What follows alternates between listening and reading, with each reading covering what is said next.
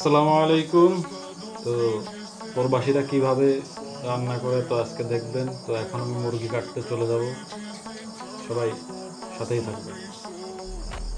তো এই যে আমার মুরগি কাটা শুরু হয়ে গেছে। এখন এই যে আমি এইভাবে মুরগিটাকে কেটে ফেলবো সুন্দর করে। টিম টিম আমি খাই না, তো এগুলো ফেলাই দিচ্ছি, ঠ্যাং ম্যাং ছোট ছোট করে পিস করে ফেলবো। এই দেখেন মুরগি কাটা প্রায় শেষের দিক।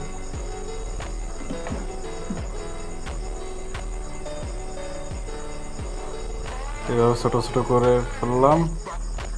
তো এবার রসুন পেঁয়াজগুলো ছুলে ফেলবো। এই দেখেন রসুন পেঁয়াজগুলো ছুলতেছি। এভাবে আমি সুন্দর করে রসুন পেঁয়াজগুলো আগে ছুলে নেব। পরে আমি এখন গোশত ধুতে চলে যাব। এই যে গোশতটাকে আমি 4-5 বার সুন্দর করে ধুয়ে নেব, ধুয়ে একবারে গোশতটাকে ফিনিশিং করে ফেলবো।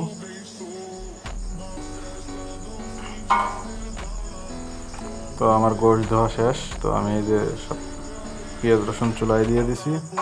তো এখন গোশতটাকে আমি দিয়ে দিব। দেখেন ওর ভিতরে এই যে আগে আমি তেলটাকে কষাই নিছি, পরে গোশত দিয়ে দিচ্ছি, সুন্দর করে নেড়ে নিব। এইভাবে সুন্দর করে নেড়ে নিব। নাড়া শেষ। তো এই যে আমার গোশত সিজে গেছে। তো আমি এখন পানি দিয়ে দিলাম, এর ভিতর আলু দিয়ে দিলাম। তো এখন গোশতটাকে ঢেকে দেব। তো এই যে দেখেন গোশত কিন্তু হয়ে গেছে। তো গোশতের কালার আইছে, গোশতটা দেখতেও খুব সুন্দর লাগতেছে। একটু পরে আমরা খাবো। তো এখন ঢেকে রাখবো, পরে খাবো।